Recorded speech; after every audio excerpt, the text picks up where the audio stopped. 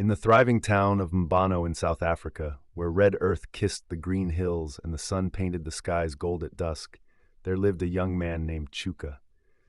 Handsome, smooth-talking, and smart enough to charm the feathers off a cock, Chuka had only one dream, not love, not legacy, but wealth. He'd grown up in a small mud house with 7 siblings and a mother who cooked with tears because food was never enough. Chuka swore to himself as a boy that he would never live that life again. And as he grew older, he believed he found the shortcut to escape poverty, marrying into money. People called him the golden boy of the village. With a smile that could melt stone and stories that made the elders chuckle, Chuka always knew how to draw a crowd. But behind the charm was a hunger, not for connection, but for luxury. Then came Amaka. She was the daughter of Chief Eze, the wealthiest man in Mbano. Her beauty was quiet, more in her silence than her sparkle. Her voice was soft, her movements gentle, but her name carried weight.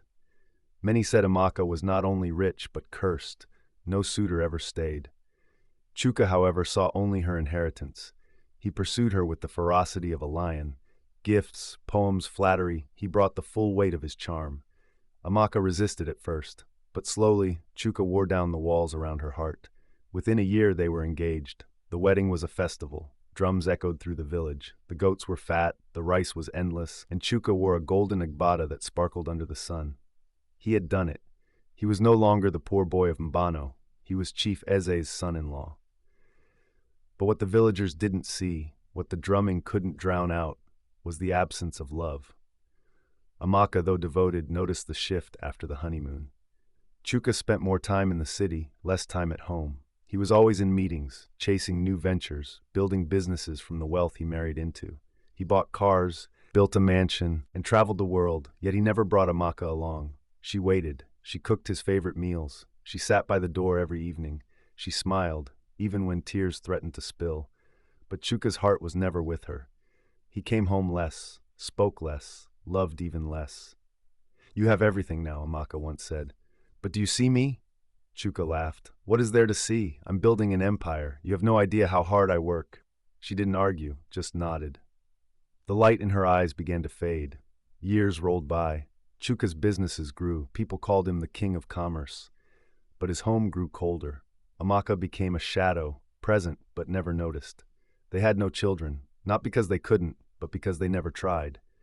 There was always another meeting, another trip, another distraction. Then came the sickness. It started with headaches, then fainting. Chuka, ever prideful, ignored it. He was too busy, too rich to be weak. But money does not silence death. One morning, he collapsed at a conference. When he woke in the hospital, tubes in his arms and machines blinking beside him, the first thing he saw was Amaka, asleep in a chair by his bed, her hands still holding his. She had been there for days. "You stayed," he whispered, her eyes opened. "Where else would I go?" In that moment something cracked in Chuka. Not pain, not fear, but regret. He was discharged, told to rest, but his condition worsened. And so, the man who had everything, cars, companies, clout, was now confined to a bed, his body failing. People visited at first, associates, investors, friends, but slowly they stopped coming. There were no more deals to be made. Only Amaka remained. She bathed him, fed him, read to him, sat with him through the dark nights. Yet he struggled to speak. "Amaka," he rasped one night, "I never loved you right." She looked at him. "I know. Why did you stay? Because I made a vow, not to your money, but to you." A tear rolled down his cheek. "I don't deserve you." Amaka gently wiped his face. "No, but I still gave you my love, even when you didn't want it." He died weeks later, quietly, with her hand still in his. The funeral was grand. Wealthy mourners, imported caskets, expensive lace and food for hundreds. People wept, but their tears were shallow. They mourned the man of money, not the man of heart. After the service, Amaka returned to the house, cold, enormous, echoing with silence. She walked through the halls filled with riches, but none of it comforted her. She found his journal, hidden behind a bookshelf. In it, pages of regret. "I married for money, but money cannot hold you at night. I built an empire, but destroyed a home. If I could start over, I'd chase laughter, not gold." Amaka closed the book and smiled sadly. "Too late," she whispered.